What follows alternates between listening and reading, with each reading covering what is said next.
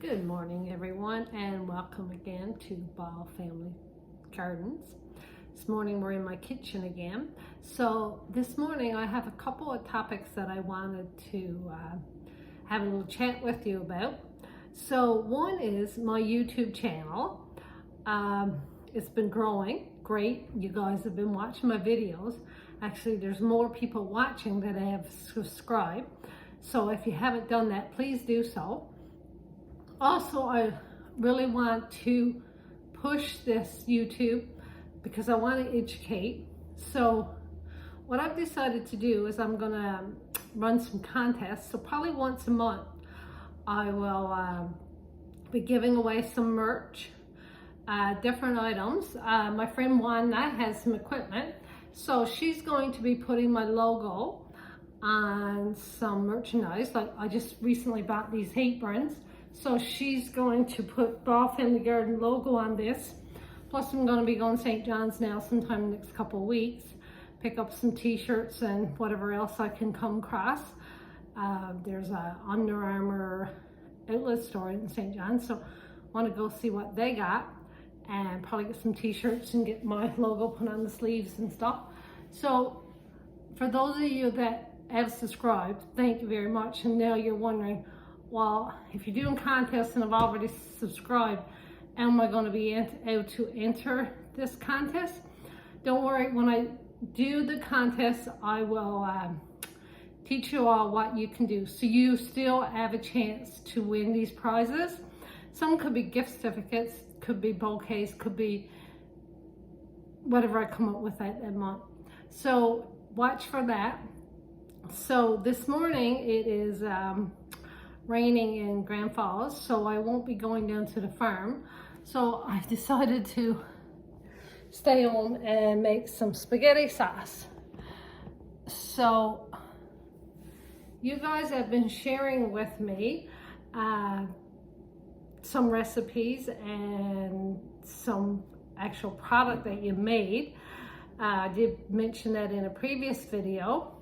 One of my guests from Airbnb, Brenda Nash down in McKillum, she gave me the recipe for bread and butter pickles. My friend Jackie had given me some zucchini relish. And also in the spring of the year, I'm always giving Aunt Wanda a bunch of plants because she's always been so good to me. So Aunt Wanda shared herb plants with her neighbor, Geraldine, and Geraldine had great success in her garden. And she gave me mustard pickles, bread and butter pickles, and tomato chow chow. So getting quite lots of preserves, wonderful. So what I plan to do, actually I kind of started it last winter. So I started composing a cookbook. So, and I'll continue on this winter. I don't know when this cookbook will be completed. It could be next year, it could be the year after. But anyway, in the meantime, I'm going to be collecting recipes. So if you have some favorite recipes out there that you like to share and would like to publish in this cookbook, please send them along to me and I will put that recipe and your name under it in that cookbook. I have a great, delicious recipe what my son's grandmother Grant gave me years ago. It is for homemade chow. It is the most delicious chow that I ever eaten. When you make this chow, the smell goes right through everything. It'll take usually 2 or 3 days for the smell to get out of your house. And that's one of the reasons why I want an outdoor kitchen on the farm, but that will come with time. So I will be sharing that delicious recipe with you. Another update, so with that watermelon video I did, I don't know if you watched, some of you watched it and some of you didn't, but if you're interested you can go back and have a look. So I did get quite a few seeds. See these darker ones, those are viable seeds. These lighter white ones aren't viable, so they'll just go in the trash.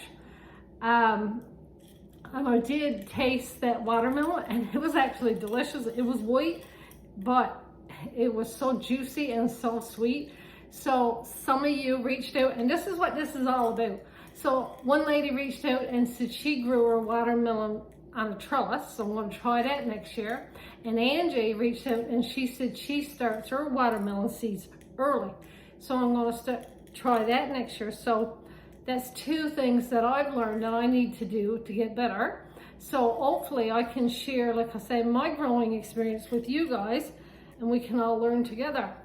So on my Facebook page this morning, I showed a link to Temu with a picture of something like this. So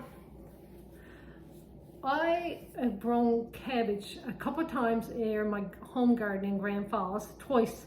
Cabbage and anything from the brassica family, so your broccoli, your cauliflower, your Brussels sprouts.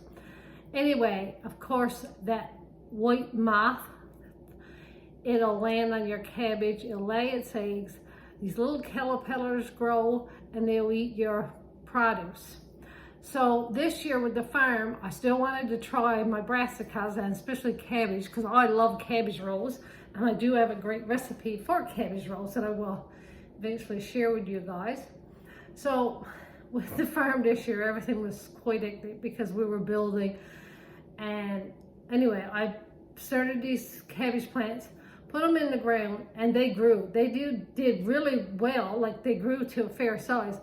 But because I never covered them, the white cabbage moth came and dropped its eggs, and of course I had the caterpillar, and it ate my cabbage.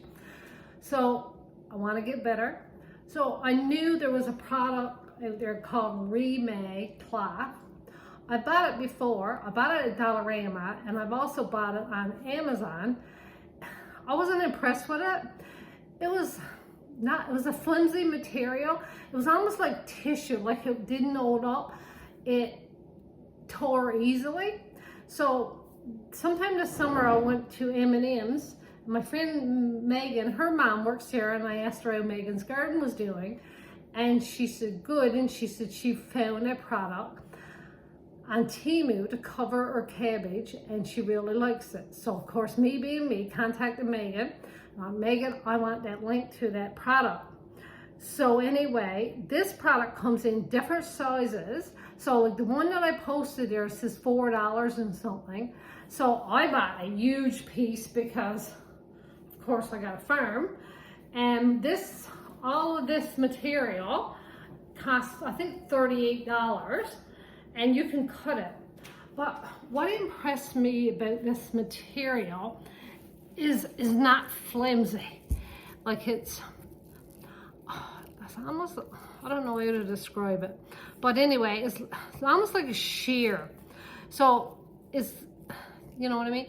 The water's going to flow through it, so your cabbage is going to get the water, but I think it's definitely going to keep that moth off it. So if you're interested, like I said, go to Temu and place your order and pick out whatever size you want, and let me know what your results are. So like I say, I will be bringing this to the farm come the spring and giving it a try. Hopefully that'll keep the white butterfly a moth off of my cabbage. And guys, I hope you enjoyed this. Like I said, let's grow and share together, and take care and have a great day. Bye now.